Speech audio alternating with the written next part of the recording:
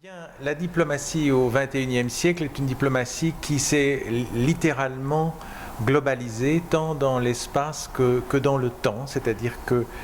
aujourd'hui on fait de la diplomatie à une échelle mondiale grâce aux nouveaux moyens de communication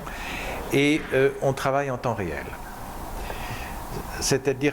donc que le diplomate est supposé réagir très rapidement par rapport aux événements qui se déroulent dans le lieu où il se trouve, et il est capable de synthétiser rapidement aussi une analyse qui doit servir à son ministre. La difficulté aujourd'hui pour le diplomate, c'est que, comme le disait tout à l'heure quelqu'un, il est concurrencé par toute une série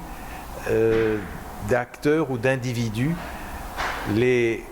médias, qui rapportent également beaucoup et en temps réel, la société civile, qui est devenue très opérante dans une série de négociations, les ONG, etc. La difficulté, et c'est ce que je vais essayer d'expliquer dans l'exposé tout à l'heure, c'est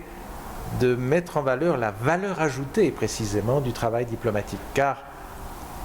les clichés éculés au sujet de ces diplomates qui ne servent plus à rien parce qu'aujourd'hui, à l'ère du téléphone, les ministres se parlent,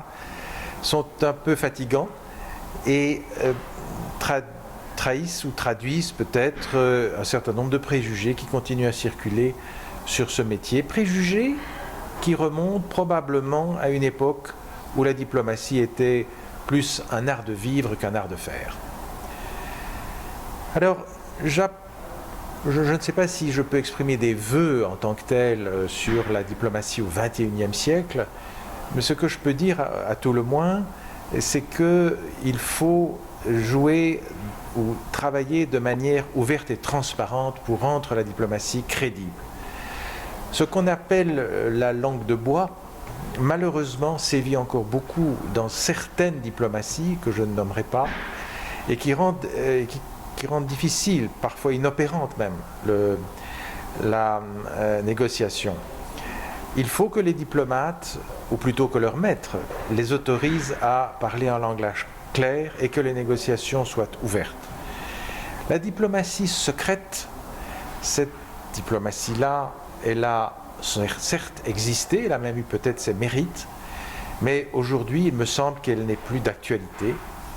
Et donc si j'avais un seul vœu à exprimer,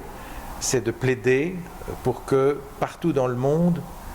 peut-être va-t-on me taxer d'idéalisme, mais dans toutes les négociations multilatérales, bilatérales, on puisse agir avec une réelle transparence en se départissant des coups fourrés, des manœuvres secrètes et autres clichés dont on a longtemps affublé la diplomatie.